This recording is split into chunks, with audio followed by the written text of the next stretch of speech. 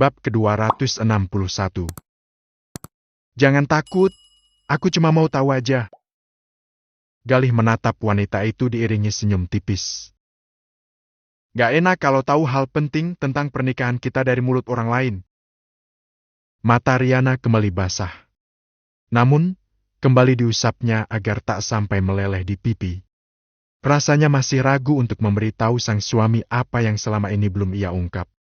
Rasa takut selalu membayangi. Maafkan aku, Mas. Aku hanyalah seorang istri yang belum siap kalau suaminya memilih menikah lagi. Galih dapat melihat kegelisahan dalam tatapan wanita itu. Ia kecup keningnya dengan hangat. Kalau aku mau menikah lagi sudah kulakukan sejak dulu, saat kamu pergi meninggalkan aku selama 5 tahun. Bahkan aku tidak tahu kalau ada view di antara kita. Sebenarnya aku. Tidak apa-apa, katakan saja. Ucap Galih saat wanita itu kembali ragu. Aku akan terima apapun itu. Selama beberapa saat Riana terdiam. Butuh keberanian besar baginya untuk mengakui sesuatu yang kurang darinya. Terlebih, setelah mendengar permintaan sang mertua.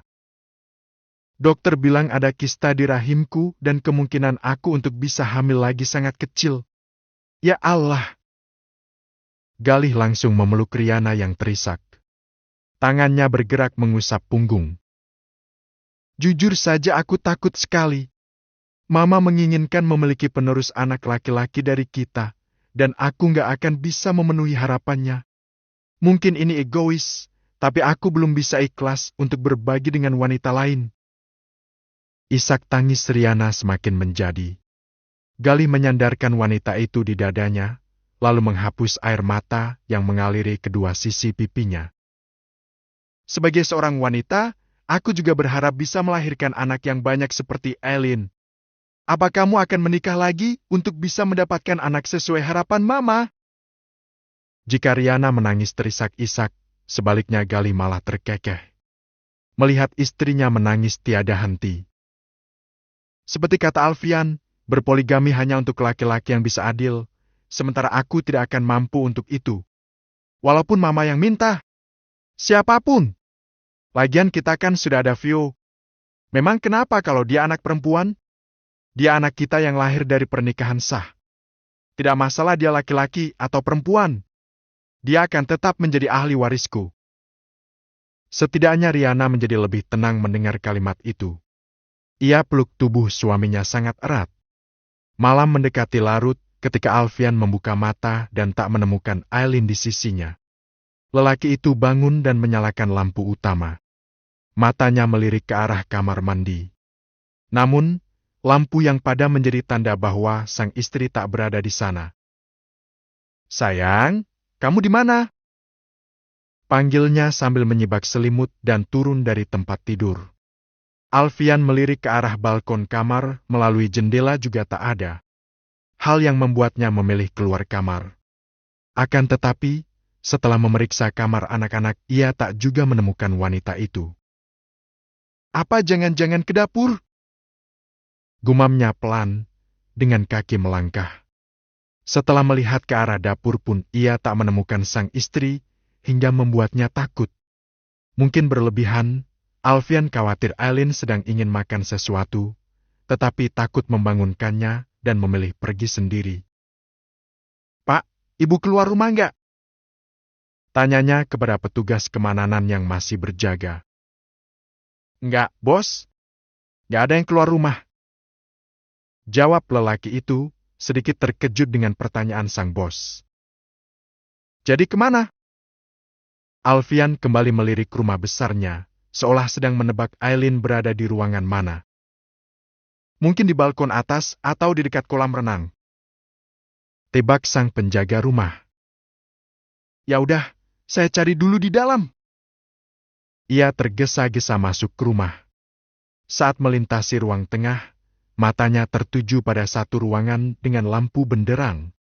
Benar saja, Eileen duduk di sofa panjang dengan pandangan tertuju pada layar televisi, yang menayangkan beberapa kenangan mulai dari kelahiran Boy sampai si kembar Bian dan Bray. Ada foto dan video terbaru tentang kehamilan anak keempat juga. Sayang, aku cari kemana-mana ternyata di sini. Aku pikir kamu pergi keluar rumah sendirian. Ia mengusap rambut wanita itu dan duduk di sisinya. Sudut matanya seketika berkerut saat melihat kilatan cairan bening yang mengalir di pipi sang istri. Kok nangis? Kamu kenapa? Serta-merta ia mendekap wanita itu. Mengira dirinya melakukan sesuatu yang membuat sang belahan jiwa bersedih. Tanpa kata Aileen menyandarkan kepala di lekukan leher Alfian. Matanya masih tertuju pada tayangan televisi. Menikmati setiap detik kenangan yang terlewati. Aku lagi mikirin anak-anak. Terutama Boy. Kenapa dengan Boy? Suatu saat nanti kalau Boy dewasa dan mengerti semuanya, apa dia akan memaafkan dosa kita?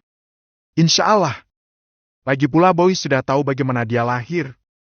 Tapi dia belum mengerti semuanya. Ya, kamu benar. Kita boleh menyesali kesalahan di masa lalu sebagai bahan renungan untuk memperbaiki diri. Tapi tidak ada gunanya diratapi, yang penting bagaimana kita memperbaiki diri. Apapun yang terjadi Boy tetap anak sulung kita. Boy yang mengikat kita sampai bisa bersama seperti sekarang. Aku hanya takut dia akan marah dan menyalahkan kita. Anak mana yang akan menyalahkan ibu sebaik kamu? Tangan Alfian mengusap air mata wanita itu. Kenapa sih sayang? Kok melo lagi? Tadi aku mimpi buruk dan gak bisa tidur lagi. Oh, jadi itu masalahnya. Mimpinya seperti apa? Masih memeluk begitu erat, membuat Aileen bersandar di dadanya yang hangat dan nyaman. Aku mimpi terpisah dari kamu dan anak-anak. Terus, kamu harus memilih antara aku atau mereka. Mimpi kan hanya bunga tidur. Kita berdoa yang baik-baik saja.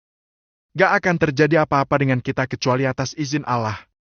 Tapi aku merasa mimpinya seperti nyata. Saat terbangun, aku benar-benar ketakutan.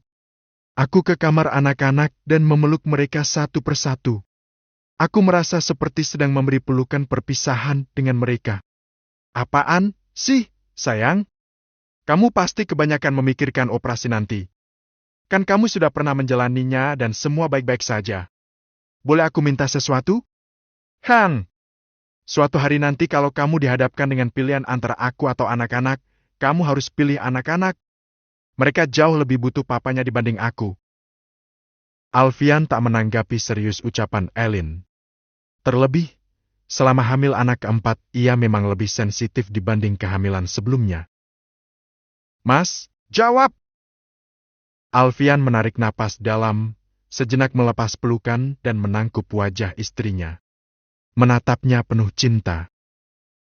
Dengar, Aileen Nadia Anjani, kalaupun aku diharuskan untuk memilih antara kamu atau anak-anak, aku akan tetap memilih kamu. Kenapa? Karena seiring dengan berjalannya waktu, anak-anak akan tumbuh dewasa. Mereka akan sibuk mengejar mimpinya sendiri. Mereka akan membangun kehidupan mereka sendiri dan tidak lagi membutuhkan kita. Tapi kamu adalah satu-satunya orang yang tidak punya ikatan darah denganku, tapi yang paling tulus mencintaiku lebih dari yang lain. Kamu yang akan selalu bersamaku, menerima segala kekuranganku tanpa syarat. Kamu yang akan menemaniku menghabiskan masa tua, sampai maut memisahkan. Jadi, tidak ada alasan untuk tidak menjadikan kamu pilihan utama.